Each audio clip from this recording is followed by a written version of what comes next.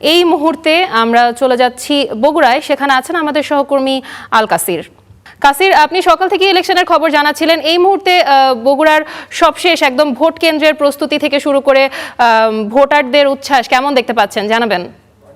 কয়েকটি কেন্দ্রে ঘুরেছি, এখানে 7টি কেন্দ্র রয়েছে, 7টি আসন রয়েছে।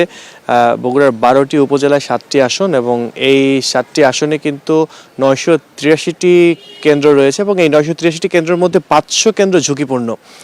এই ঝুঁকিপূর্ণ কেন্দ্রগুলো নিয়ে এখানকার প্রার্থী থেকে শুরু করে ভোটার এবং সবার মাঝে একটা উদ্বেগ উৎকণ্ঠা কাজ করছিল। তবে প্রশাসন থেকে কিন্তু আমি এই 500 ঝুঁকিপূর্ণ আসনের বিষয়ে সকালে যখন প্রশাসনের সংশ্লিষ্ট যারা আছেন তাদের সঙ্গে কথা বলেছি, তারা আমাদেরকে জানিয়েছেন যে এই 500 আসনে আলাদা করে নিরাপত্তা দেওয়া হবে, বিশেষ নিরাপত্তা থাকবে, বিশেষ তদারকি থাকবে, যাতে করে ভোটকে কেন্দ্র করে বড় ধরনের কোনো বিশৃঙ্খলা বা বড় ধরনের কোনো নাশকতা এই কেন্দ্রগুলোতে না হয়।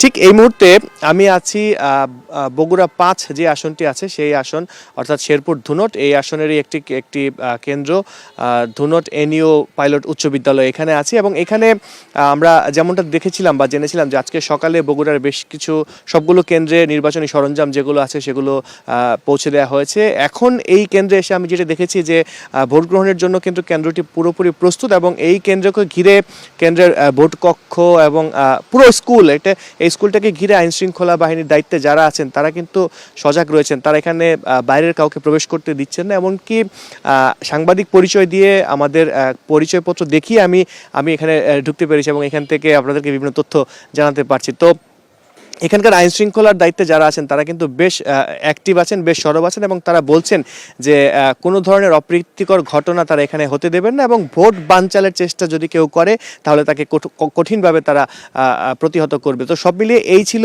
বগুড়া থেকে আমার কাছে সবশেষ। ডায়না, ধন্যবাদ কাসির।